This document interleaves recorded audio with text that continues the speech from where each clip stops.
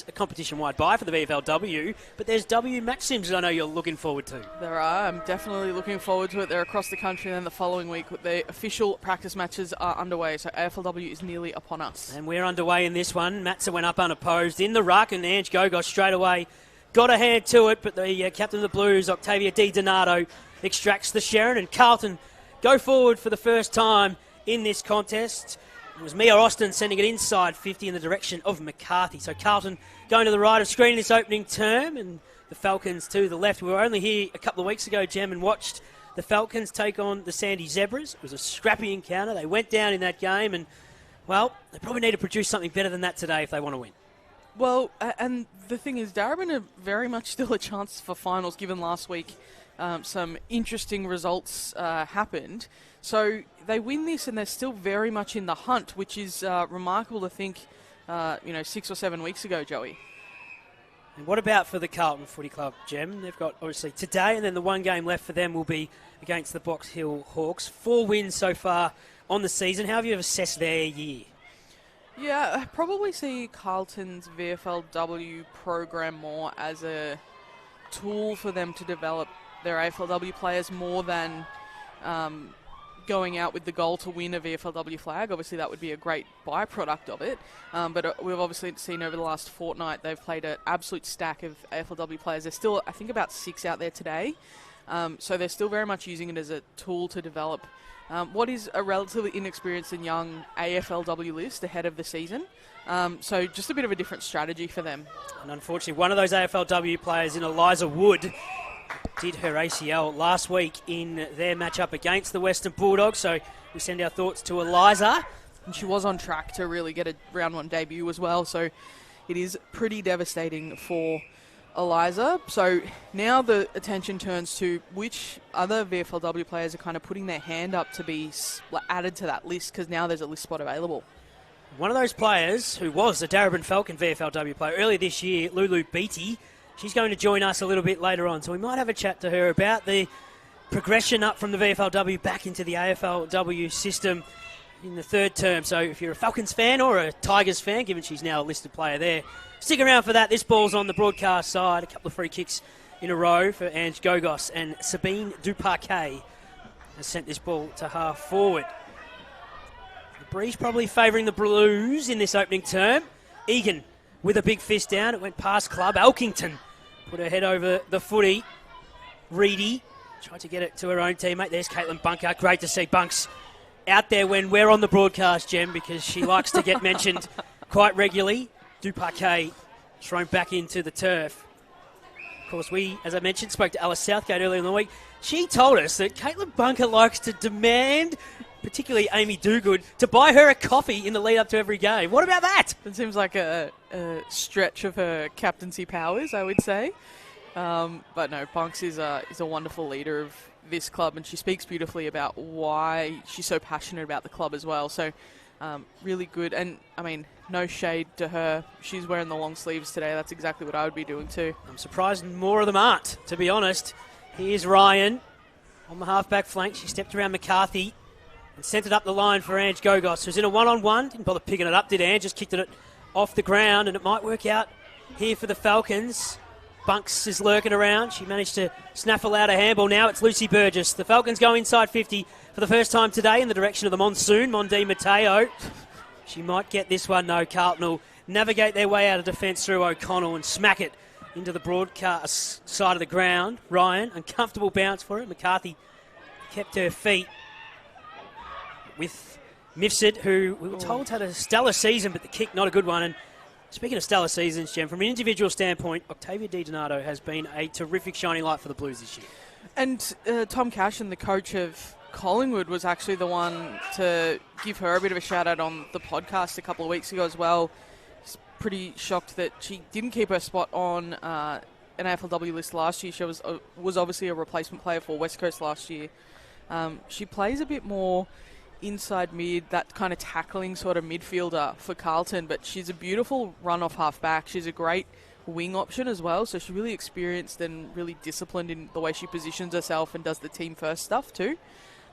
Hence why she's so valued at Carlton as well. And she's one of 8 players that has come into this side today. You mentioned those changes. We might go through a couple of those names from a Carlton perspective, Gem. Headlined by Darcy Vesio not playing today. Yeah, Darcy Vesio played the last fortnight. Was mostly taking the kick-ins as well, so that's a signal to where they might be playing throughout this AFLW season. Lila Keck, Eliza Wood, who you've mentioned, Keely Skepper, who kicked the match winner against Collingwood 2 weeks ago. Joey, don't remind us, Gem. Don't remind us. Bree Harrington, who kicked a couple of goals. Obviously, Bree Moody. I'll let you call this before I continue the list. Okay, well, that was a beautiful ball inside 50. Mia Austin's on the end of it.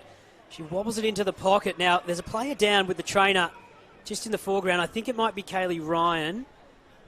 They have just landed awkwardly in the ruck contest that was in the pocket. So, play will stop for the moment. It's Coda Goda who's got the free kick, but Kaylee Ryan coming off on her own accord. Bit of a limp up, though, so hopefully it's nothing too major. She has got that right knee strapped. Looks like a left leg that she's carrying, though, which not great to have something on both sides now. Not ideal at all. Play is now resuming, Gem, as Coda Goda sends it down the line. It's fisted away from Gogos. Duparquet got it back towards Ange, but crucial fumble on the paint of 50. Austin is there. Mifsud threw her body in. So did Burgess. Elkington. You can throw a blanket over about 12 of them. We'll have it balled up on the paint of 50. So a couple of other names, Gem. Yeah, Bree Harrington, who got married in the off-season. So formerly Bree Moody comes out. Tara Bahana, who's the former Gold Coast Suns captain who made the move down in the off-season. Fuller and Dersma both came out as well. But Mia Fuller's been a late inclusion Fuller's a late inclusion today, yes. But in comes Di Donato, as you said, Horn, McCarthy, Maslin, DeSanto, Burke, Spigen, and Austin. So Mia Austin, obviously AFLW listed as well, but there's still a number of them out there. Aisling Reedy and Schieffer O'Connell, two of their three Irish recruits in the off-season have been getting some minutes into their legs. Schieffer O'Connell is going to be such an important part of Carlton's AFLW program this year as that key defensive option, so they really want to get her up to scratch. Meg Robertson in the number 15, Mia Austin, as we've said, Lulu Field. As a small defender, I'm a massive fan of what Lulu Field has done so far this year. And Maddie Hendry are all in the side. So the ball thrown back in. That's comprehensive. It's almost the whole Carlton list. We've just wobbled our way through. And Jem has done it beautifully. Here's Mifsud in the pocket. Goes for Ange Gogos, who couldn't reel in the mark and set herself a task that she was up to. Now Burgess. Brilliant smother from O'Connell. Bunker. Met by Austin, and we'll go over the line. You mentioned Alyssa Mifsud before, Joey. Yes. You failed to mention one key part. Oh, we've still got another 3 quarters and 13 minutes, but well, I think what have I failed to mention already 7 minutes into the game? We should shout out that she kicked the match winner out of the ruck last week. Oh, okay. Not a bad way to win a game. Not a bad way at all to win the game. Which one was better, Keely Skepper or Alyssa Mifsud? Two very different goals. Correct. That's why I'm asking you. I'm on the fence. Leave it with me. Okay. Elkington. Head over the football. Duparquet's in there. Scrappy start, but I think the Falcons won't mind this at all. It's locked up. Amy Dogood is the one standing just off this contest who brought the ball to ground. Gogos had her kick partially smothered, which meant she had to go back in and get it. Locked up again. I reckon Keely Skepper's goal. Splitting hairs, but for the time of the game, after the siren, on the boundary line, against the rivals. I mean, the kick to get it to her was not bad either from Yaz Dersma. Okay, well done to Yaz. Not playing today, either of them, so I'm not sure why that wasn't a selection decision a couple of weeks ago, which meant Tommy Cashin and the Pies could have claimed a win, Gem, but is what it is. We move on and we're here today. Half-back flank it is for the Falcons. The kick goes down the line. Robertson is in the contest. Managed to turn around and send it down the line. But the numbers are here with the Falcons. Bunker put her head over the ball. The non-officiating umpire said it was too high in getting to the captain of the Falcons, who wants to give her handball to Mifsud. Pumps it down the line. Direction of Alice Southgate. First look at the footy today. Didn't take the mark. Elkington was clean. Giving it off to her teammate there in Summer Hall. Put it down the line. Mifsud jumped on top of it. Missed the footy altogether. It was okay, wrapped up. Mia Austin is at the bottom of this pack. Joey, there's a couple of games for the remainder of today that present as very, very interesting when it comes to that finals race, obviously with one round to go after this one. Mm-hmm. Essendon taking on the Sandy Zebras. If Essendon wins, they're a genuine chance to sneak into the top 6 after a pretty rough couple of weeks. Who wins that game? I'm going with Sandy. Ooh, I'm going with Sandy for that game. Okay. Only on the back of Sophie Locke, and we talked about that on State of Play throughout the week. We did. People go back and have a listen to that as Carlton go inside 50, and McCarthy takes a strong mark. Might be just beyond her the range, so she'll go closer towards goal. It was Reedy who tried to go off the ground. She went looking for Spigen, who didn't take it. So they're in a nice attacking zone, Jem. For most of this opening 10 minutes of play, it's been at the Carlton end of the ground. They haven't got a score on the board just yet. Yeah, I don't think they've been able to get a clean possession within 30 metres of goal. So they've had a couple of lead-up marks, but they've been 40 to 50 metres out, which requires that extra kick. And then Darebin has defended that 30-metre arc really, really well. And here's another defensive kick out from Mifsud. The mark not taken there by Fitzgerald.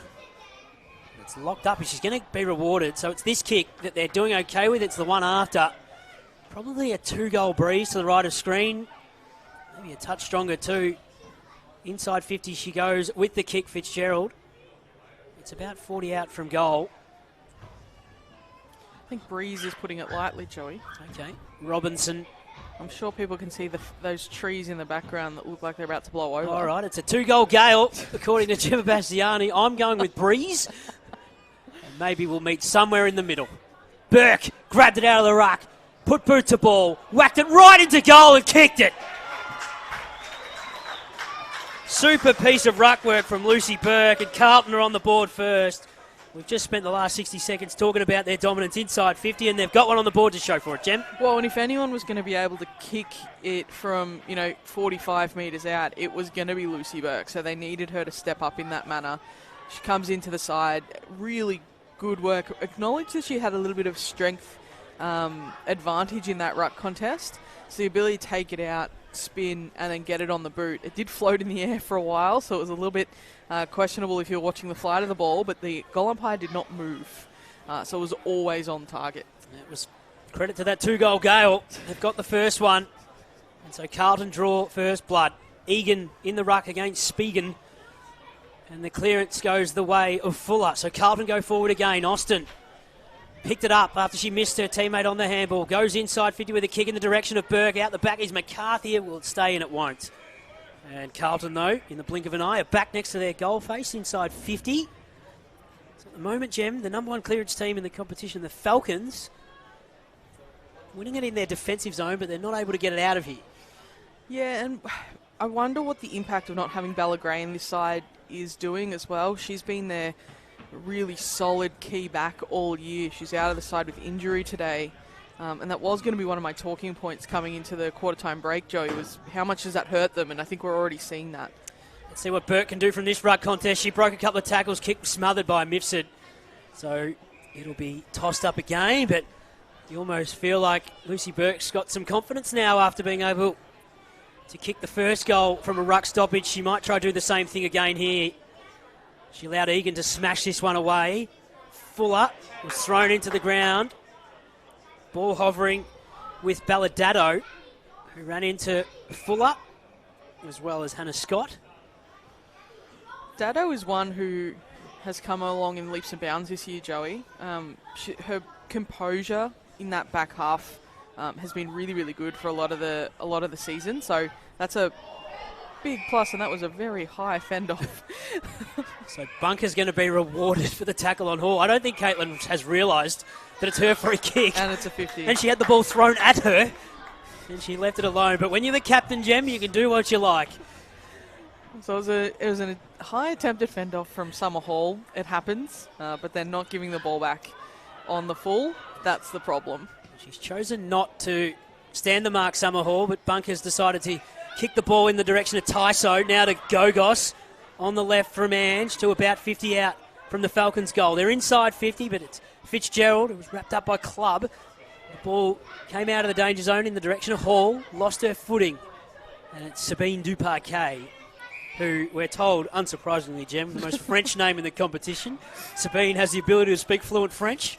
I think the fans should know that Joey has done lots of mining for little fun facts about players at the Darebin side, so they should all be frightened about what's about to come out. I'm a big fan of Sabine Duparquet. She's on the podium for names in the VFLW, Jem. Joey, she's also a very good player. Absolutely. It's not just her name. She's a goal kicker.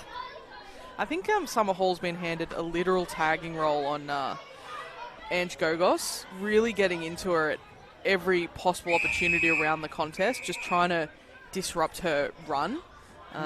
So that's one to watch as it goes on. I don't think it's the tightest of tags, but every time they're both at the contest, Summer Hall is beelining it for Ange Gogos. As you can see on your screen right now, Ange is standing in front of this contest with Elkington. Yep. Not much body contact going on there at the moment, Jem, but I don't think Ange would mind that at all. No, and the physical stuff. Elkington will want to win her own footy, which is fair. Here she goes right now. She was charging at that ball, wrapped up by Dado. She got some separation there on Ange. I think Ange had backed Egan in to win that hit out. So Emily Elkington is a fascinating story. She spent a few years on West Coast's AFLW list. She had a few things like she was finishing her high school studies, so missed a lot of footy in her first season.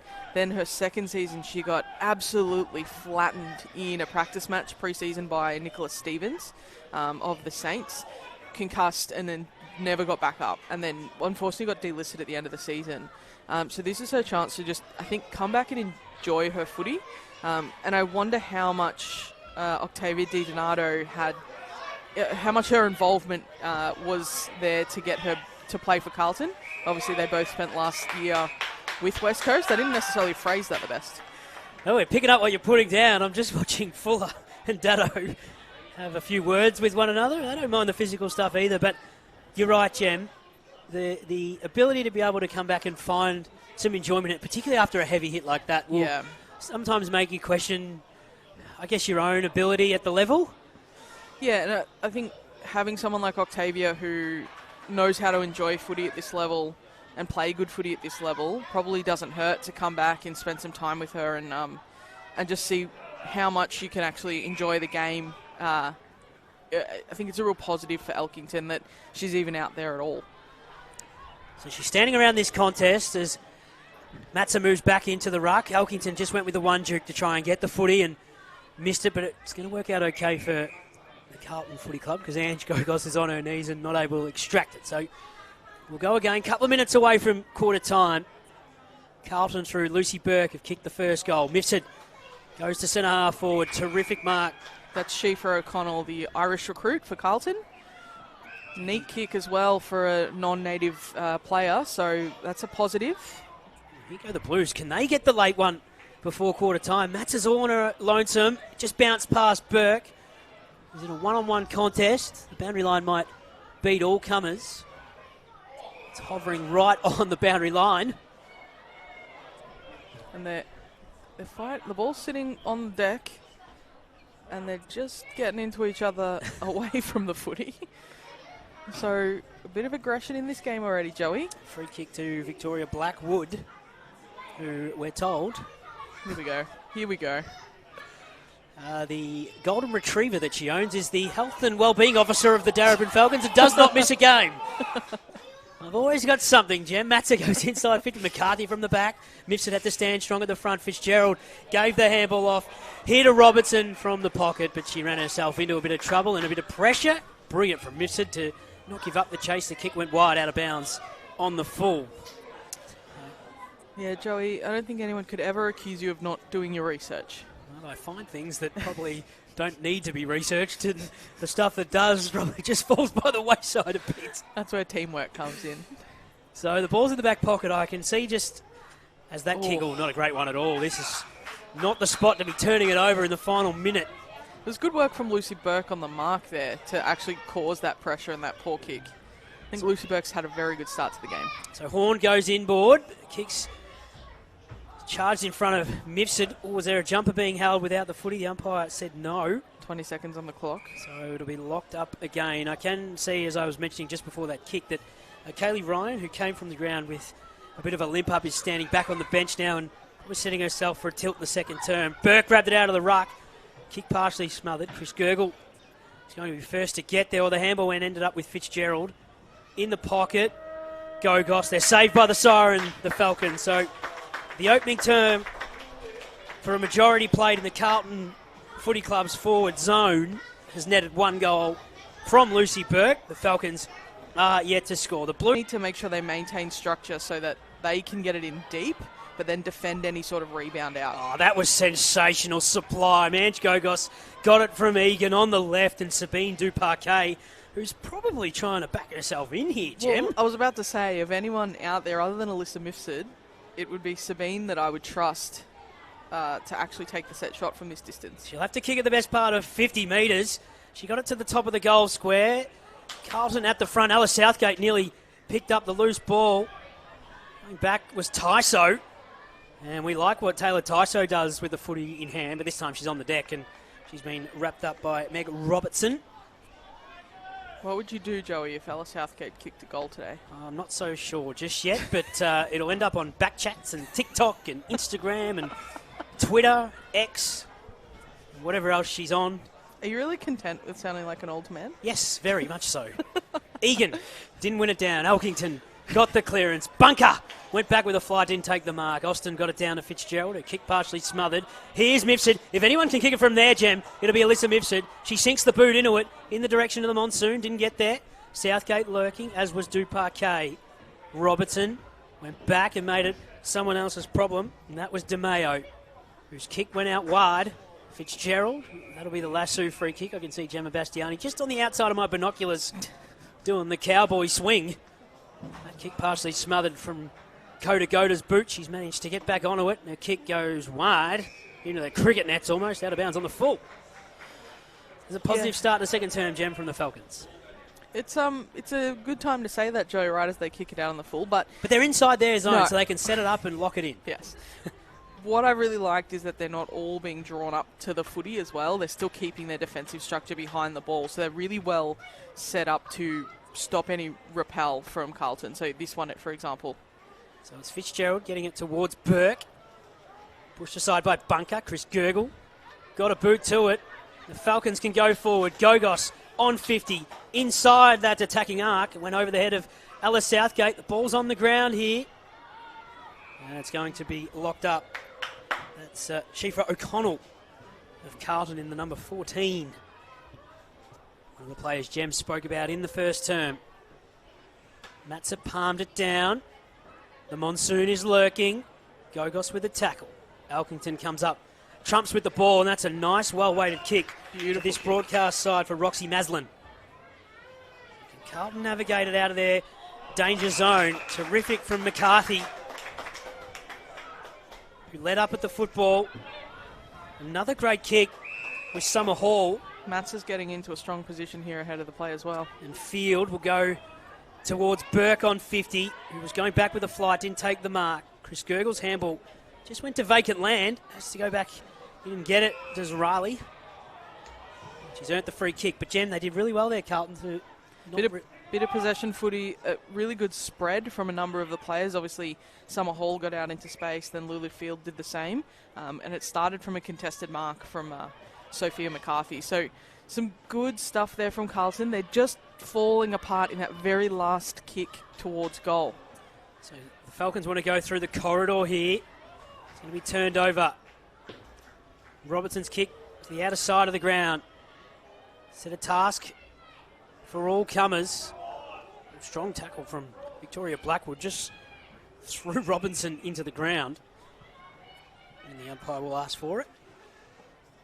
Strong little moment from Aisling Reedy in the middle of the ground there. Took a bit of contact, which we know isn't the most common thing in the Irish game. She probably had a bit of a knock the first two games that she's played for Carlton in this VFLW side in the last couple of weeks, that she hasn't really had much of the footy, hasn't worked out how to find the footy. Obviously, it's not easy when you're coming into a brand new game and playing competitive sport. But good little sign there from her that she can stand up in the contest, dish the ball off to a teammate, keep possession. So good from Aisling. They've gone forward here, the Falcons.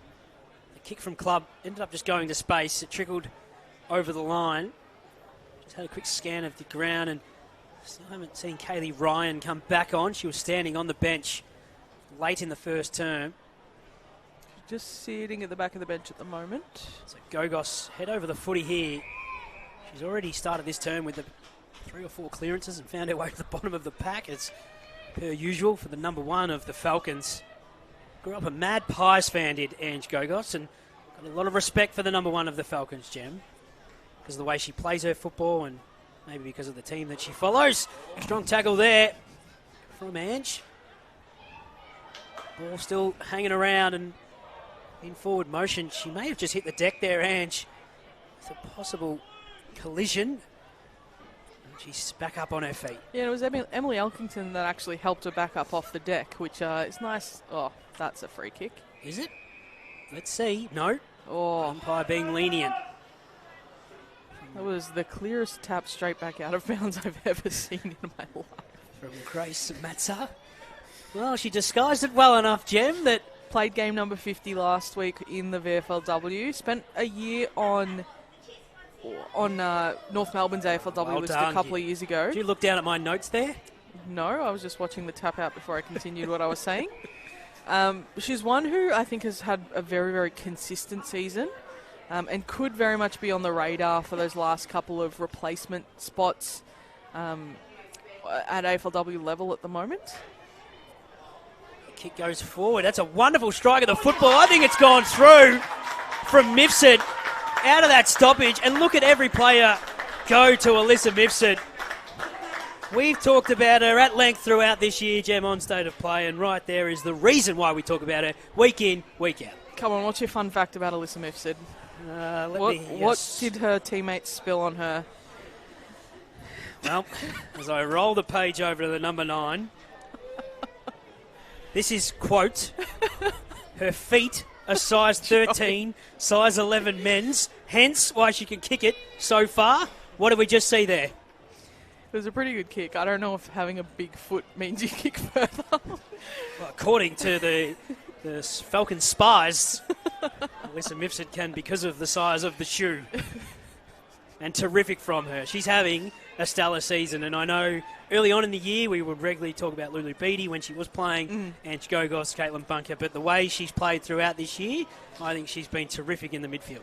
Yeah, I would agree, and I like that they use her to her best advantage. So she actually sits as a bit of a sweeper at stoppage, so she sits at the back. We can see her against Summer Hall here now. To use the space so she can actually get the ball in space a little bit. But she also has a really good defensive mindset. So because she sits as that sweeper, once the ball has been moved into attack, she actually plays quite a defensive role. And given her height, it's a really good advantage. But then obviously she can also go into forward ruck stoppages and kick goals out of the ruck too. So she's pretty dangerous all over the ground as she comes off for a well-earned break. I don't mind that. She kicked the goal, stayed in for the centre bounce, had an impact. Now go and have your rest. That's not sports science gone mad. That's smart. Strong couple of tackles here. Hall first on Blackwood, then Elkington. So Carlton can go forward to half forward. Go to try to hack it out of the air and miss the footy, which allowed Austin to go in, as was Robertson. Pushed in the back. So Carlton will go inside 50. Spigen down there, as is Lucy Burke. It's going to be Evie Lee to send it to the top of the goal square. Just goes past the head of Spigen. And it's Riley Chris Gergel. It was the stand-in skipper a couple of weeks ago on her birthday, actually. A nice way to celebrate your birthday by becoming skipper of the Falcons. And now she's kicked it to the current captain, Caitlin Bunker. And on the left, Bunk sends it down the line. Vacant land allows the foot race of Lucy Burgess, who came from about 4 deep, to almost get to the front of the contest. An awkward handball came from O'Connell. And the Falcons are going to go forward. Ange Gogos, she does so often. Set this one up into the pocket for the Monsoon, or it goes over her head. Alice Southgate at the back. Wrapped it up. The umpire will ask for it. The Falcons do tend to play quite straight line footy. They're not often going to move it off the line. They kind of move from contest to contest. in very direct manner if they can. I would have loved to see, if possible, for Ange Gogos to actually bring that ball back to the open side a little bit, because there was a lot of space being opened up in the forward line that could have been used as leading space if they'd just taken that extra kick. Matsat Fitzgerald, they clear for now. 40 out from goal, Fuller stepped back into trouble and ran straight into the brick wall of Ange Gogos. Floating around is this ball. The umpire could do worse than blow the whistle. That's what she does here. We'll have it thrown up again. Falcons also really well structured behind the ball, keeping their 5 defenders in place, including an anchor way behind, whereas Carlton are coming up a little bit more. So when Carlton do win the quick kick, they are dealing with an outnumber. Well, there's a chance here for Reedy. Will she go the quick kick? She does. Dealing with the outnumber was Burgess. Goes off the ground, back from where it came. Awkward one for the forward line of the Falcons. And even more awkward for the defence of the Blues. That was O'Connell just making it someone else's problem. She just shoved it to Ashlyn Reedy and said, "You deal with this, Ash." Yeah, both came over from the same county, so they would know each other reasonably well. Just sitting in the same locker area too, 13 and 14. High tackle here. And it's a free kick going the way of the Falcons. Balladado. So again, this feels like an opportunity to maybe hit up the shorter kick. Carlton have done well to fill those short holes. The Monsoon has just wandered out of the goal square. It'll go over her head. There'll be a stack of players in the goal square, and in the end, the tallest one wins out. For the benefit of the Hendry fans. Oh, it's not a great kick. Sorry, Jen. We'll come back to you because Tyso's picked it up. Her kick has just fallen short, and Hendry's taken the intercept mark. Yes. Did you get right up in the grill? Yes. Something to say, Jem? For the benefit of the fans who maybe don't listen to the State of Play podcast, who is the Monsoon? That's Mondi Matteo, last year's Rowena Young medalist. The fans would have seen enough of Mon over the years at Collingwood and now at the Falcons to know who the Monsoon is. Gogos intercepts the ball. Repeat entries for the Falcons. It goes into the pocket, and Southgate watches it go over the line. Yeah, a bit of territory football here, but not a lot of genuine scoring opportunities from the Falcons. So this, in so many numbers, I'd love to see this tapped over the back to a sweeper. Just seen the number 9 just strut back onto the field. Alyssa Mifsud, I wonder if she'll get to the contest here. Setting up defensively. Fuller goes in the direction of the number 9 who's just come on the ground. Gave it plenty of sky. This will carry on the gale over the head of Mondi Matteo. It's an awkward bounce for everyone. It goes right to the goal square. And Carlton just navigated for a moment. Elkington ran into Dado in a strong tackle. Isn't that why we love the game of Australian rules football? That ball bounced at right angles. Well, it almost looked like the perfect bounce for the 2 Falcons that were sitting in the goal square, but they didn't react fast enough either. And if you ask Alyssa Mifsud post-game, she'll say, She I meant that. Absolutely meant that. So the Falcons will go forward again because it's a lasso free kick. Duparquet into the pocket. Went for Di Matteo, who didn't take the mark. Southgate was there, as was Tyso. The ball comes to ground. So it's very much, Jem, exactly what we saw in the first term, only it's on the Falcons' terms now. Yeah, but again, no genuine opportunities within 30 metres of goal. So both teams are doing really well to just defend grimly close to goal, and then a little bit of a panicked kick once they get it out of that really dangerous zone. Now, I think Balladado fumbled that over the line despite taking the mark. So this will be a throw-up, or throw-in rather, just outside of the 50. We've gone nearly 14 minutes in this second term. One straight 6 apiece. It was Lucy Burke in the first term and Alyssa Mifsud in the second. The wind just took that throw-in as well. And here is Mifsud. Goes back for Duparquet. Oh, nice step from Sabine. And inside 50, she goes with the kick. Awkward one. Di Matteo's out the back. Will it sit for Southgate? It does.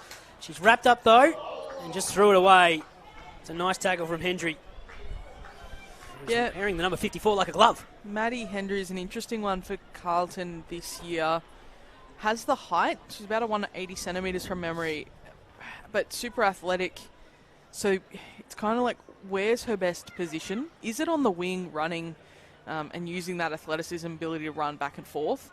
or is it, given her height and aerial ability, as a key defensive option to compete against those teams that have multiple talls ahead of the ball? So I think although she's been on the list, she was signed during the supplementary draft in 2023, I still don't think they found where they ideally want to play her for the long term. So that'll be a watch this year as well. Carlton go forward here. Burke can send the Blues inside 50. Went past Evie Lee, but she kept her feet. She was met by Burgess as it spilt out Raymond. Got the handball to Club. And the Falcons will clear. Awkward one, though, for the defence. They'll set it back inside 50. Nice mark. Intercept mark from Kodagoda. Good to see Kodagoda playing as well. I called a game a few weeks ago where she came off the ground with what looked like a pretty severe knee injury. She's obviously playing with pretty heavy strapping on that right knee, but she's moving quite well. That she is. And the Falcons can go forward here. Here is Hendry, the woman you just spoke of, Jem, playing as the anchor down in defence. Wasn't a great kick, though. She went looking for her teammate further afield. Yeah, they're not being their own, they're at times being their own worst enemies, Carlton, right now, with their ball use coming out of that back half. Kick from Raymond inside 50. And this is where both sides across the first half have just let themselves downfield, with her kick getting out of defensive 50. But it might come back. Dado wrapped up. And at centre half forward, the umpire will ask for the ball. So Fuller standing on Mifsud. Fitzgerald is standing Gogos. Sabine's doing the ruck work and palming it down to Ange. Carlton doing a lot of defending at the moment. And it's Amy Dugood, the lady who's charged with getting Caitlin Bunker's coffee every week. Coming up with a footy there. It's an abuse of power, Joey. I'm all for it if you're the captain. Do what you like. You've got the keys to the city. Here's Gogos on 50. Whacks it in the direction of Di Matteo. The ball hits the ground. Simpson's lurking. Lucy Burgess, there was a hat kick out of there. Didn't hit the boot. Hendry got the handball up. And they clear through Reedy. But it's intercepted. And Club's got the ball. I think Evie Lee might have hurt that right leg. Club goes into the pocket. Oh, Steph Simpson nearly clunked it. And the umpire's paid it to Steph Simpson. I don't know if Steph had all of it. I don't know if Steph thought she even took that mark. Now, we sung her praises a few weeks ago, Jem, because, of course, she played her 100th VFLW game. She steps around on the right. The SS superstar, Steph Simpson, kicks a goal. That's one for the Darebin scrapbook today. They take the lead, closing in on half-time. 2 straight 12, the Falcons. Carlton 1 straight 6. Steph Simpson, take a bow. Well, it was always going to be an incredibly difficult kick, obviously, because of that swirling breeze and how intense it is right now. I'm sure people can see the trees behind the ground. It's a 2-goal gale. How much they're moving. But the fact that she needed to open up the angle to then curl the ball back in. So she needed it to be quite a powerful kick into the breeze, so the breeze would then bring it through the goals. So she navigated that beautifully. 102 VFLW games of experience. She's won about 10 flags at this club, Jem. Was it a mark, though? I'm going to say yes. 7-time premiership player she is. She's been at the Falcons since 2009. That might be her best goal of all time. And now Ange Gogos. Can they get another one before half-time? Bunker whacks it inside 50. It just goes to vacant land. Mifsud down there with Hendry. Awkward bounce for both players, and we'll have it tossed in. Yeah, Carlton need to defend grimly for the last 90 seconds of this game so that they can head in with a bit of confidence and not having given up all the momentum in this one. So keep your eyes here on the number 1, the number 10, the number 33. Gogos, Dado, Bunker. Egan. They're your favourites, Joey. No, they're just standing around the ball. Tossed back in. Last minute of the first half. Darebin take back the lead, closing in on the main change. The ball hits the ground. Di Matteo thrown into the turf. The umpire's quick to blow the whistle there. So again, keep your eye on those numbers. It's like a raffle draw. The lottery. Let's see. Fitzgerald palmed it down. Di Matteo. Bunker was there. The clearing kick from Summerhall. Can a mark be taken from Burgess? She takes it! She's got 27 seconds to half-time. She wastes no time in going closer towards goal. Di Matteo goes off hands, and it's through for a minus score. I'm not so sure Lucy Burgess was backing herself in, unfortunately, Jim. No, and there's been a couple of moments this quarter, Joey, where Darebin's been a little bit slow to react on the goal line. There was an opportunity as that ball bounced back in to actually impact that play, and no one moved. No one moved. That's the last words from Gemma Bastiani of the first half. When we come back in the third term, Lulu Beattie's going to join us, and we'll chat a little bit more about the Falcons, her time at the... Yeah, I think when I was at the Falcons, I definitely just found my love for footy again a little bit. I got to experiment with playing some new roles, and I really loved that. So yeah, a lot of that was just bringing back my fun, my joy, and my confidence. Well, Lulu's going to stick around for the second half, and we'll unpack a bit of her year with the Falcons, who right now are in charge of this game on the scoreboard. Di Matteo will go inside 50 with the kick, but the ball has been intercepted. So, Lulu, take us back to when you were here early on in the year. That's an Irish kick if I've ever seen one. Okay, we'll come back to you in a sec, Lulu, because McLennan's going in towards an open goal. It's all about the bounce, and it's going to bounce almost truly right on the line. Hendry got a hand to it and rushed through for a minus score. What was your role in this lineup when you were part of it? So I was playing on the wing, which was the first time I've actually done that. I've always been a half-back, and yeah, I think I really enjoyed it. Like, Darebin used their wings quite well, and the running patterns and stuff really suit my strengths, so I think it was really fun to get into that side of my game. Ball with Maslin on one of the Lulu Beattie wings. Were you the broadcast side wing or the outer side one? Which one was yours? Oh, I'd like to say the other side. I, probably kicked more goals on the other side. That's the important part, isn't it? Yeah. So, for people who haven't followed your story as closely, Lulu, pre-Carlton, you were with the Felts, weren't you? Yeah, I was. I played junior footy. I always was at the Falcons. I did all the holiday programs. I did Auskick here when I was 12 and Lauren Arnell was coaching. So incredible. I've been Falcons for life. I played junior footy at Northcote, but played under 18s at Falcons, and then a couple of VFL games in my draft year after Coates League was finished.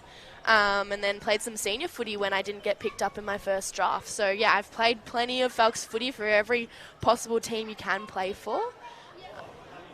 What a throw it. Sorry to interrupt you. Yeah, I know. I got distracted by the way that came in. So the boundary umpire is clearly aware of how significant this breeze is, Joey. Is it a breeze? It's a 2-goal gale to the right. So he actually positioned his body to throw it back into the centre of the ground, knowing that it would curl back in. So our man Guy will get it on the camera here. Watch the way he's actually standing as if he's lining up for goal. It's incredible ruck craft. Incredible boundary throwing craft, let's be honest. Look at the way that came back. That's incredible. A brilliant throw in. Matza almost grabbed it out of the ruck. Di Matteo hammered it in the direction of Burgess, who tried to come busting her way through. So, Lulu, we talked about your role on the wings. What about your midfield makeup? Gem and I, in the first half, discussed the role of Alyssa Mifsud alongside Ange Gogos and the likes of Caitlin Bunker. It's a dominant trio you've got in the middle of the ground. Yeah, well, just like so much experience there. You can't really say a bad thing about Gogs, can you? She just performs week after week, and I mean, I think this game and last week have been two of Mifo's best games that I've seen her play. She's just really been impacting everywhere, just reading the ball so well, and she's just got such a dangerous kick. She just gets the ball so far. Yeah. So, and then Bunks is just so reliable. Her tackle pressure is elite. And she just brings like such a calmness and like a level-headedness with her captaincy, her leadership. She kicks the footy. Joey's got a theory that Alyssa Mifsud can kick the ball far because she's got big feet. Do you subscribe to that theory? Yeah, well, we actually on Backchats asked her what size her shoe was the other day, and we didn't get an answer. Well, I've done some digging and I found out they're size 13s, which is why she was able to kick that goal. It's almost as big as my dad's feet. There you go. That came from the voice of Lulu Beattie, Miffo, when you go back and watch this. Not mine. And it was exclusive on Backchats. I still don't believe that foot size equates to how far you can kick the footy. No, you're right. Good surface area, though. There you go. There's a theory for everything as Gogos goes inside 50. Nice mark taken by Hendry. So you spent some time at Carlton, Lulu, as you've told us. Are there any players in this team that were part of the Carlton side while you were wandering around at the old Dark Navy Blues? Yeah, there's a few out there. I think there's 3 who I've played with. Maddie Hendry and Mia Austin are 2 of my closest friends from Carlton. They're both out there today, so, you know, a bit of... I want them to play well, but not well enough. Yeah, and then Meg Robertson as well. She's one of my friends. She came into the team last year, and then I think there's a couple of Irish girls out there as well. Yeah, we've seen Shifa O'Connell. She's done some really good things, and then sometimes her kick just doesn't come off the way she would have liked. So it's just about, I guess this is the perfect vehicle to get those players used to this sort of game as well. So 40 out from goal. It's going to be Carlton to get the clearance with Reedy. Good kick. This broadcast side, McCarthy takes a strong mark. Wants to move the footy quickly. Nice mark by Spigen. So here's some speed on the ball from the Blues. Gemma's imploring them to do so. Up here in the box, Summer Hall, it went past her as she tried to clunk the mark. The Falcons have got the numbers. This one's going to stay in, and it's going to be marked by Raymond right at the interchange bench for the Falcons. We might get you, Gem, to just again reiterate the importance of Hendry from the Carlton side of things, and might even get Lulu's take on it given the relationship the 2 of them have. But right now it's with Sabine Duparquet. Did you know, Lulu, she speaks fluent French? The dead giveaway's in the name. Sabine does. Sabine does. Oh, I didn't know that. The French woman speaks fluent French as Octavia Di Donato gets a hand to it. There's a little fun fact for you. Joey knows more about your former teammates than you do. Put that one on back chats. Can we just go again with the work of Mia Hendry, particularly in that Maddie second Hendry, term? yeah. Maddie Hendry, my apologies. Lulu, where do you think she plays her best footy? What position? I think she is a really good key back. Obviously, she's a bit more of the athletic type, so could be really dangerous to get like a forward like Alyssa Bannon, and she goes really well against someone like that. She's very, very fast. She's got good reach. She's a pretty good mark, and I honestly think she could do pretty well on a wing as well, potentially. Just her speed and her tackle pressure as well is really good. I don't know, to be honest. I think she has a lot of raw potential.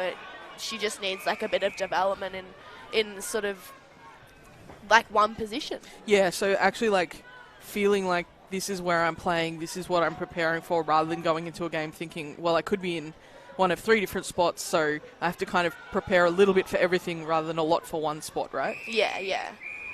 Be interested to know, as a young girl's going through the ranks, do you spend much time off the field talking about footy and talking about your own games and your own development? Depends who with. Yeah, okay. I think. Sometimes if you're in the same team or you play similar positions, not so much. Yep. It's just like kind of you talk about other things. But yeah, like I think it depends. If you feel like you look up to someone or you're not in a direct competition with them or something, then definitely you can learn a lot from talking to other people. It's also nice to not talk about footy all the time, though. Yes, I agree with that part too. That's unlike you, Jem, to agree about not talking about the great game of Australian rules football. Joe, I'm trying to have a life. Here's the French woman, Sabine. It's really difficult. We might unpack your life during the three-quarter time break if you'd like. No, I think we're okay. Okay, Matza. Put the footy on the deck. It's in the centre square at the moment. And Coda Goda gives it plenty of sky. It catches that breeze. 2-goal gale to the right of screen. Fuller with Mondi Matteo. And this one's locked up. Have you caught up with the nickname that is Mondi Mateo's, Lulu? There's a few. There's a few, okay. Soon, is that what we're talking about? The monsoon? The monsoon. Yeah. Do you want to unpack it? Rahina. Because she won the Rahina Young medal last year. I'd take that one over monsoon. I quite like Rahina. Right. But yeah, no, personally, I'm just a bit of a Mon fan. I can respect that. So Carlton will go forward through Fuller. Big pack of players at the top of the goal square. Oh. And the Falcons, that's a wild kick that's almost gone into the parklands across the road. So they'll get a free kick here, the Carlton Footy Club, and I think it might be Octavia Di Donato, who was the closest player to it, to get herself a potential shot at goal. We saw Steph Simpson kick one from a similar spot. I don't think Octavia wants to do the same thing. She'll kick it right into the teeth of goal where McCarthy will fly and the Falcons will rush it through. It was Shannon Egan who got back to impact that one as well. I think Shannon's had a fantastic season when she's been in the side. She's been a little bit in and out with Sarah King, the chop out once she's out of the side. But Shannon Egan has to be in discussions for potential squad, maybe team of the year situation, because I think she just has such a big impact on what the Falcons do and how they move the ball out. And we talk a lot about Gogos getting a lot of the footy, Mifsud, those sorts of players, but it's always off the hand of Shannon Egan. Robertson's kick went right to the teeth of the goal square again. Summer Hall slipped over as she went to get it. Here's Caitlin Bunker, who wastes no time in kicking it to the outer side with McLennan in a one-on-one with Robertson. Ball stays in, and Fuller's got some space inside 50. And Mifsud stands underneath it, dropped the mark. Chris Gergle's there to help her out with some support. Again, Bunker found some space. And on the left foot, kicked it out of the danger zone, but it's coming back again. A lot like we've seen, Jem, in the first half, this wall. Yeah, everyone is squeezed really high. So it's really congested, which is why I think it would be good, just like I said with Darebin in the previous quarter, to start to move the ball off the line coming in rather than constantly going to that same congested number instead of playing that really straight line footy. Lulu, as a winger, in this sort of situation where everyone's come up really high, it's really, I'll let Joey call this before I finish the question. Well, Carlton will have the shot at goal, and it will just miss. That's off the boot of Reedy. When you're a winger in this sort of game where things are congested, stoppage heavy, a lot of intercepts and back and forth like that, what sort of moves can you make as a winger to start to open the game up a little bit? Yeah, I think these sorts of games can get quite frustrating. But I think, well, there was one moment before where Darebin looked to switch to the open side. If that's just a bit cleaner, you just have so much opportunity. I think a lot of the time you can just be a bit ahead of your opponent who's so caught up in the stop-startiness of the game. So it really gives you an opportunity, if you read it early that you're going to win it, that you can just get on your bike and you can be really damaging, especially with the wind. You can get the ball really, really deep or be in a really dangerous position to receive the ball. I think, the importance of trying to use the open side, but obviously the conditions only help so much. When it is windy like this and you're working against that wind for a quarter, do you find as a wing your role becomes more important because that run and carry can help take away some of the impact of that wind? Yeah, I do think that's really important. I think when you're against the wind, the easiest way to move the ball is run and carry, try and get it by hands. Like, as you can see in this game, like, the ball's just sitting up if you're going to kick a dump kick. And sure, other games, a dump kick is the right option. But, I think the importance of trying to use the width, use your speed. And we have some really fast wings. Lucy Burgess is insane. So to get the ball out in front of her would be great. That would be a really good look for Darebin. Well, she's just come back on the ground as Lucy Burgess. There was a nice chance there from Austin and Reedy. They ran into the Blackwood brick wall. You're going to get another chance here, the Blues, from Reedy. Right in the direction of Burke. It went over her head, but she kept her feet. McCarthy's lurking. She's also standing up on both of those feet while every other player's on the deck. Burke. Both of her feet. Both of her feet, yes. She had them both planted on the grass, Jem. The rest of them were on the deck, knees and all. The umpire will waste no time in tossing this one up. We saw Lucy Burke grab it out of the ruck in the first quarter. She might try to do the same here. She does. Awake to it is the Falcons' defence. It's spilt out to McCarthy. Locked up by Raymond and Chris Gergle. Joey, I think what we've learned as well today is that Darebin's really missing Lulu out on the field on that wing for them. Okay, that's what we're learning here. Going to Gemma Bastiani. Summer Hall tried to hack it out of the air. Chris Gergle rushes it through. A handy point perhaps, Gem. I think Aisling Reedy has been quite good today. I think she's starting to find her feet within Aussie rules footy, getting involved. Some of her kicks are coming off really nicely. She's playing on Lucy Burgess, so and they brought her over for her speed, so it's a good test of that speed against a player like Burgess as well. So we're starting to get really good look at what Reedy might be able to do this season. Carlton are going to get a free kick here from Fitzgerald, who's just outside 50, and she'll try to set this one up. Mifsud stands right in the hole and clunks the mark in the size 13s. Not that she needed those to take that mark, Lulu. She can go back and help out in the defence, can't she? she can. She's done that really well the last couple of weeks, I think. With the conditions, just putting her behind the ball has just been such a good move. I think against Willie at halftime last week, I was like, I hope we're putting someone behind the ball. I was like, we're going to win the game if we do. And that call was made, and I think no one better to do that than Miffo. There's a terrific mark from Shannon Egan, who went to bunker, starting to accumulate some numbers.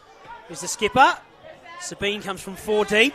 Gogos at the front, wrapped up by Fuller. I'm interested, Lulu, at around the time that you got selected by the Tigers, that the Falcons were forced to make a coaching change early on in the season. How have you seen the new young fella Cam Williams go about his business? Yeah, I think Cameron's great. I think he has just taken it in his stride. Obviously not what he was expecting his season to look like, but even before, as when Lockie was head coach, Cameron had a lot of say in what our trainings looked like, and did a lot of work with Lockie. And honestly, through those first 3 weeks, as Cameron was finding his feet and Lockie was still around, I think Cameron didn't get to sort of be himself as much as a coach. But then the 4 weeks after that, when we got wins, it was really obvious how much of an impact he had on the group. And yeah, he's young and he's learning just as much as we are, but I think it complements our really mature, group. I think, it means the players on the field get their opinions heard on what sort of it should look like, and I think that's worked really well for Falcons this year. 6-3 since he took over, and I was here, Jem, the day he had his first win. Terrific in the rooms in the post-game. He said, well done, great stuff, get out because you've got 10 minutes before we have to get out of the rooms. The snap from Austin goes into goal, and on the breeze it slams it through. Terrific kick from Mia Austin. And in the dying stage of the third term, Carlton take back the lead. Not too dissimilar to what we saw in the first quarter. Brilliant kick, brilliant goal. Joey, you know that I love Mia Austin. I do. I bang on about Mia Austin all the time, and probably you would as well, Lulu, I imagine, given you're good friends with her. I don't think she's had the opportunity, given the way Carlton has played its footy the last couple of seasons in a transition period, not given her the best looks at the footy, so she hasn't had a chance to show exactly what she's made of. But she can do stuff like that, and if she can bring that to AFLW level, she will become one of the most dangerous key forwards in the league, don't you think, Lulu? Yeah, I actually think that she would be pretty happy with that goal. I know she likes the idea of kicking a snap, but I don't know if she's kicked one in an official AFL game. I know in there she goes again. I know in the practice match last year she kicked 3 and one of them was a snap, and she was pretty happy with that. But I think, yeah, she wants to build that sort of her game. I think if she gets her ground level work really good, obviously she can impact so well aerially, but she's really clean, really fast, really strong. So, yeah, I think that'll just make her such a dangerous player for people to have to watch out for. What do you think, Jem? What's she capable of in 2025 in the AFLW ranks, Mia Austin? It's hard because it really does...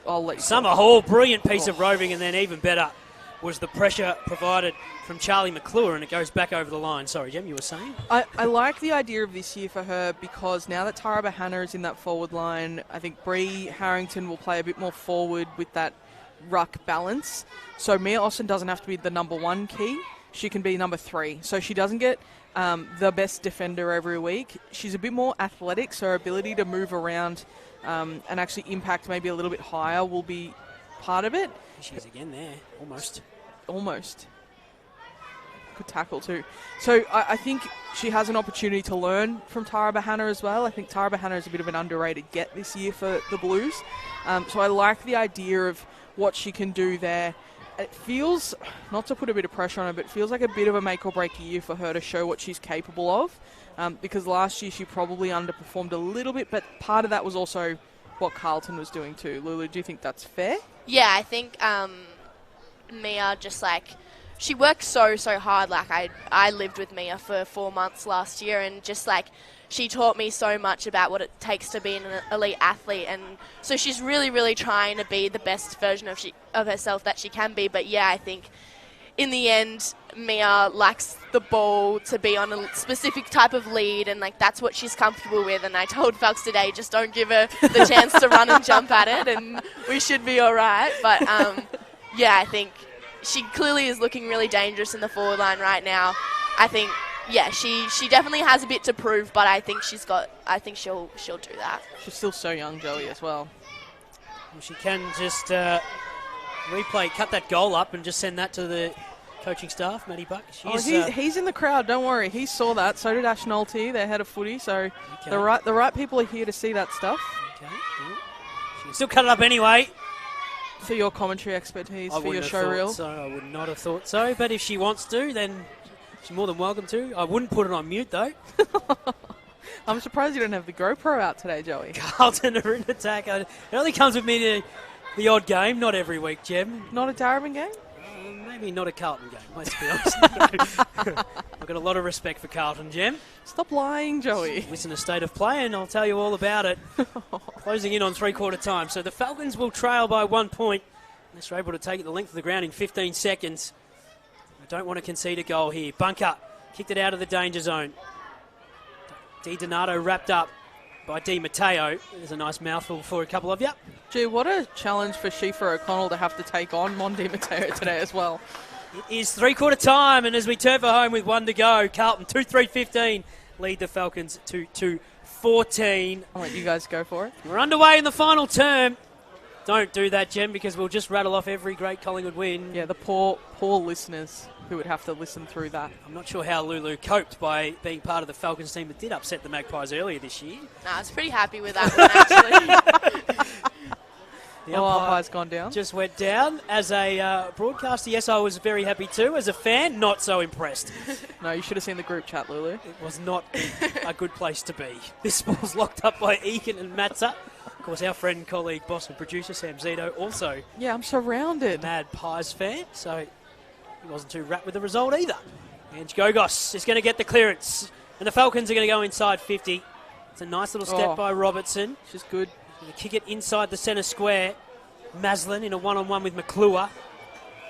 Thrown into the turf. The umpire crosses the arms. Held off it a little bit too, so... Lucky there. Yeah. I want you both to give me a player who you think is going to come into their own in this final term. If you need a couple of moments to think about it. Joey... Is there going to be one player that's going to put this game on their shoulders? Joey, there are 2 Darebin players who have kicked the match winner late. Okay. This year. So it's obviously going to be one of those two, isn't it? Yeah, I was going to say Mon. And I was going to say Miffo. There you Could go. get a little cheeky one in. I think, she's been sniffing at it.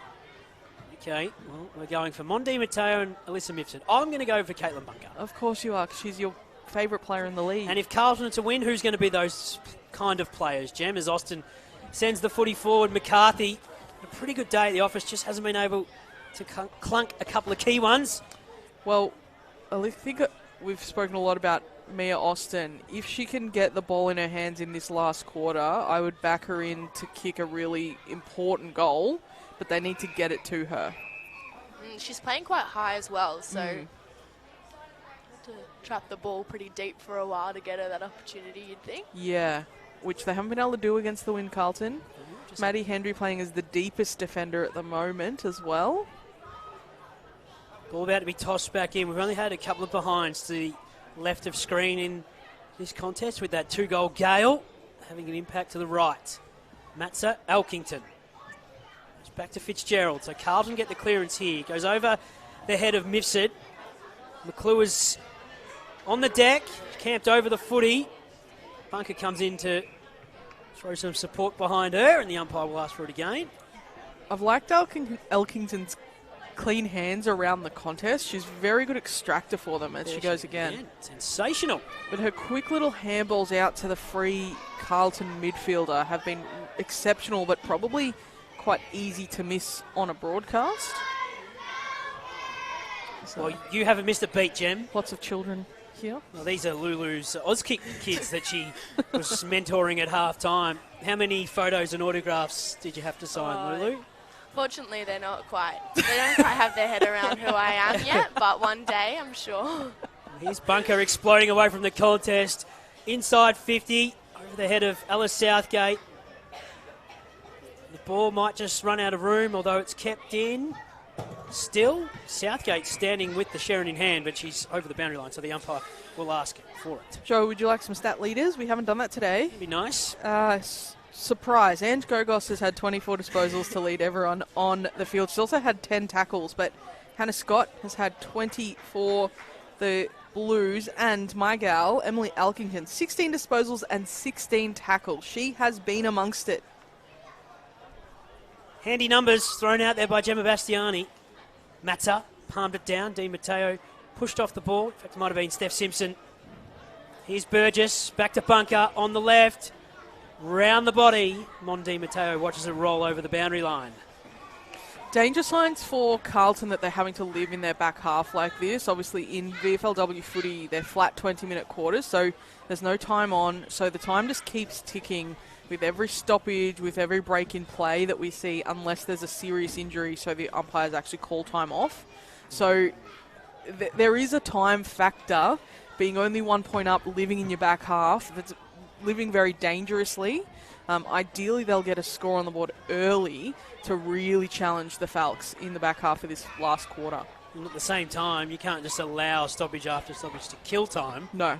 With the 1 point lead. No. Given we still do have 15 minutes to play. Yes. If it was a 7 point lead, you could spend a little bit of time trying to use it to just make it more and more difficult for the Falcons to close that down.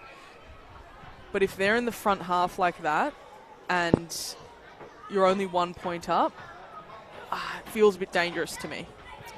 So Lucy Burgess took the mark. Told she's the second best LB initials in the Falcons lineup behind Lulu Beattie, who's standing up here with us. Second best winger as well. Okay, that's Gemma Bastiani who said that. Brilliant mark taken.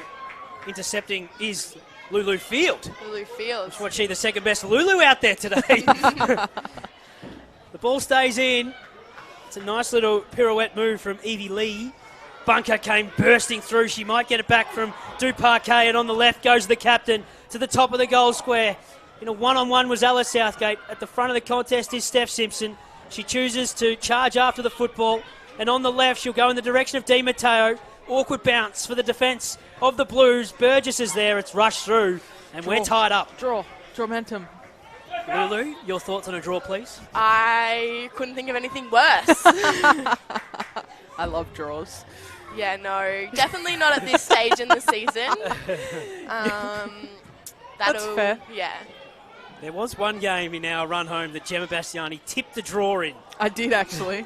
Which is an extraordinary thing to be tipping. Genuinely can't remember which game that was. When it comes to the finals, Mifsud on the boot, the size 13s, out of bounds on the full. Too much power in that one.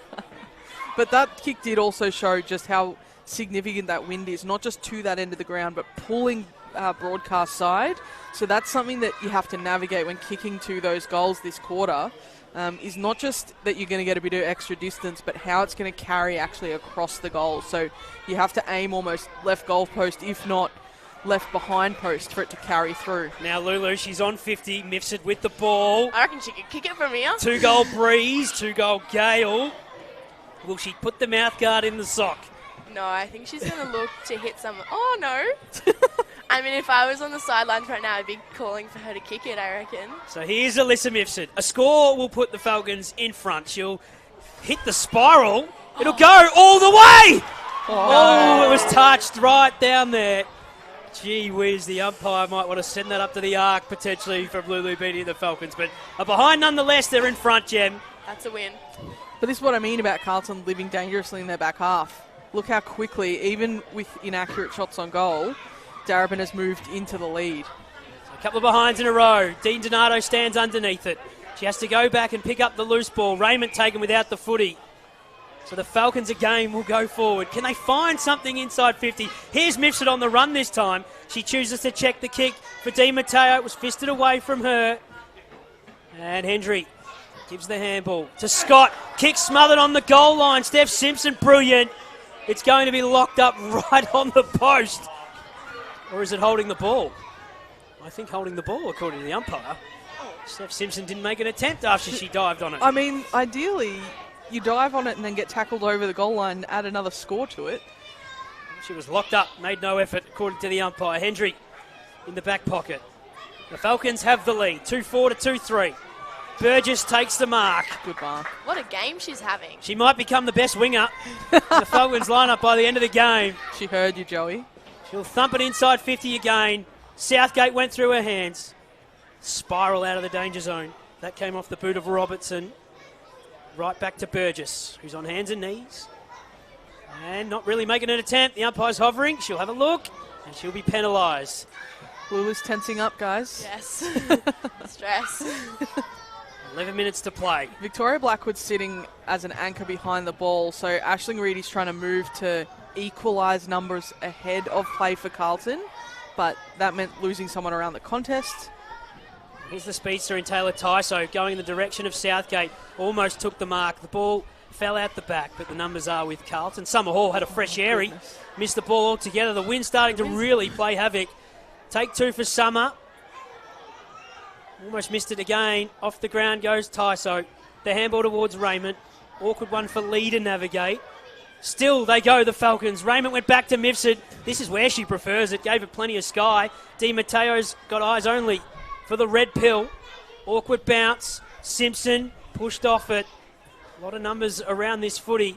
Carlton can do worse than rush it here. They don't want to concede a goal. And it's going to be locked up right on the top of the goal square. So many worried ball users there, right, Lulu? Yeah. Are we going to see a remake of Miffo taking it out of the ruck here, do you reckon? Let's see what she does. She does just that, as Lulu Beattie said. And I think she's kicked the goal. There you go.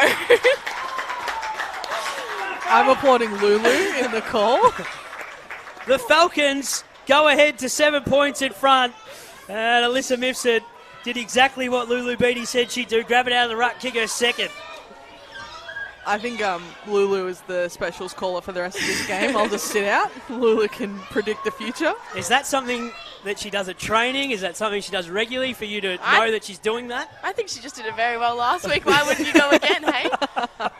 But no, she's just a strong-bodied midfielder. Like, I don't see why she wouldn't be in a good position to do that. I think Ella would be a bit disappointed she didn't get the opportunity to do that herself, but... Well, she's 176 centimetres tall, but she plays even taller. Like, I know 176 in the women's game is considered in that upper group. There's a 5'6" rule against Carlton here.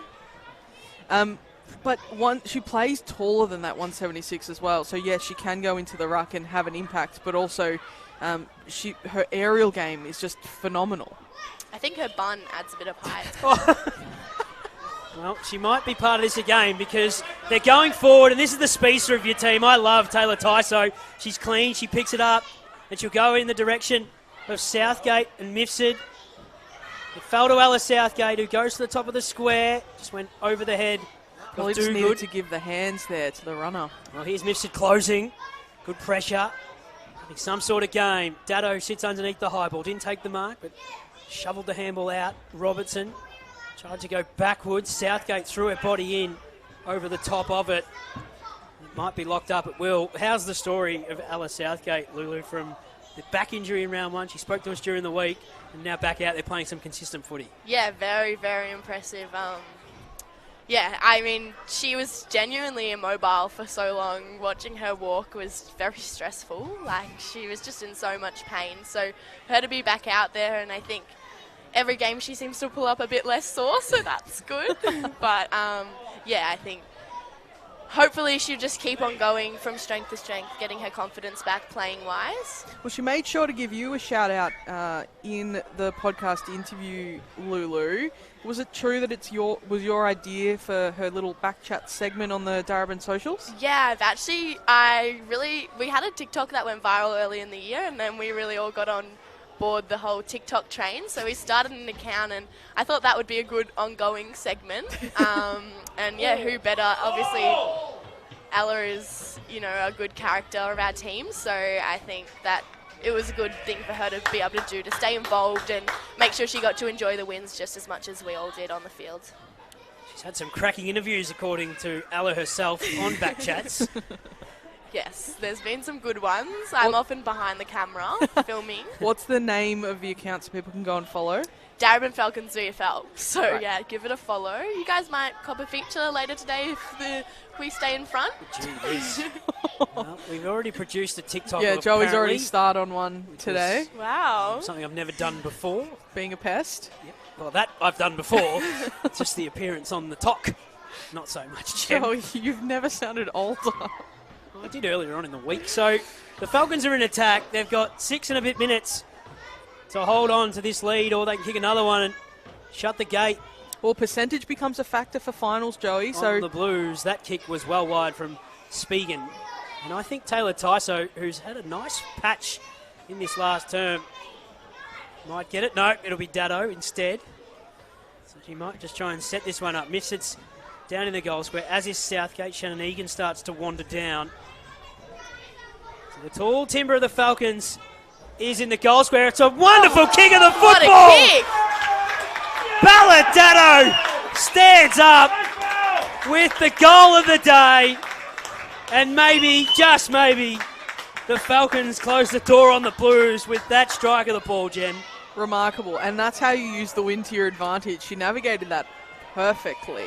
But I was just saying, percentage becomes a factor. Coming into this game, Darebin had 84%, even though they were on par with Essendon on points. They're 20% away from Essendon. So to break in, and then in the finals race, in Port Melbourne, 117%, Williamstown, 107%. So to break into that top 6, it's not just going to be about points, it's going to be about percentage. So the Falcons, with the win late in this game, they'll be wanting to pile on as many points as they can to close the gap in both the premiership points column and in the percentage column. What about the goal from Balladado? First goal too. Terrific kick. It's been good this year, Joey.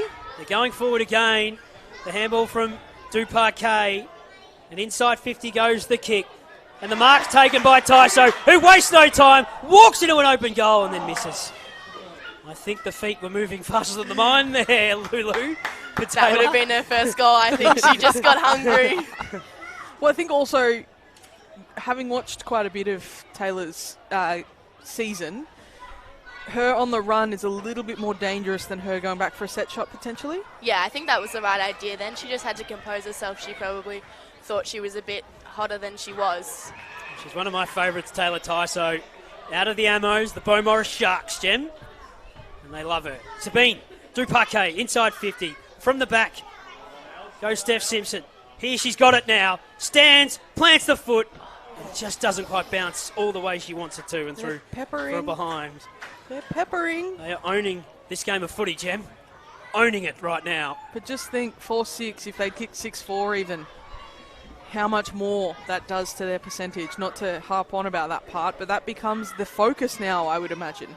Given they play the Cats next week, or in a couple of weeks to round out the season, they're in a commanding spot. Tyso on the right, that one's out of bounds on the full. So the Carlton Footy Club will get the ball. People enjoying the coverage on the SMS machine, Jem. A few Falcon fans have just started to Is the triggle SMS the machine messages. your phone? It is, the SMS machine. They're really enjoying the coverage. They think Lulu Beattie's a star. So do I, actually. That's why I brought her on, Joey. And a few people are really keen on seeing Richmond's AFLW side go well on the back of Lulu. As am I.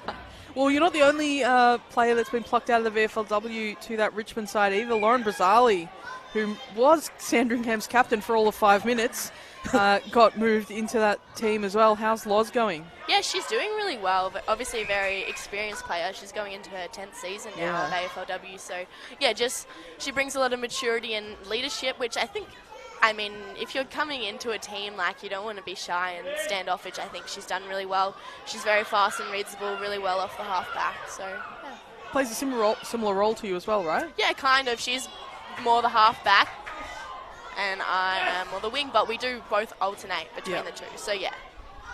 Just some feedback coming through that Lulu is a champ. Oh, who's that from? From none other than your Daniel train-on coach. Harford. Ah, I see, Your yes. train-on coach who's enjoying the coverage. And now Caitlin Bunker's been given a 50-metre penalty. Go back, skip. Take the full 30 seconds. And kick the goal. This might be her first goal of the season. She likes to kick goals at training, but... She's kicked one goal too Lulu, so far this year. I don't want to break any news here, but don't we all love to kick goals at training? It's on game day where you want to kick them. Yeah. So we'll have to aim to the left behind. Here goes the skipper. Into goal. Nailed it. Slotted it. Game, set, match. The Falcons will win this one. It's just by a matter of how far. And Caitlin Bunker, the skipper, puts her name onto the goal-kicking sheet for only a second time this year. Under a minute left on the clock by the time this ball gets thrown up. Lulu, is that enough time to kick another? I feel like, yeah. We want one more. Best clearance team in the comp, so... She's all over it. Yeah. She must have looked at my notes. It's on there, Jim. Definitely not that she was part of that clearance team. Ella gave me her stats. Geez, wouldn't it be fitting if Ella Southgate kicked the final one? That would be nice. We've got just under a minute to go, so the Falcons season continues to rollick along. Matza gets it out of the centre circles, but the Falcons will pump it back to centre half forward over the head of Tyso. Sabine Duparquet is there. Mondi Matteo strong in the tackle. It's spilt out. Burgess. Here goes Sabine. Oh, it just fell through the French woman's arms.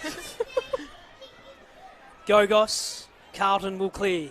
Broadcast side of the ground. Burgess will sit under it. Didn't take the mark.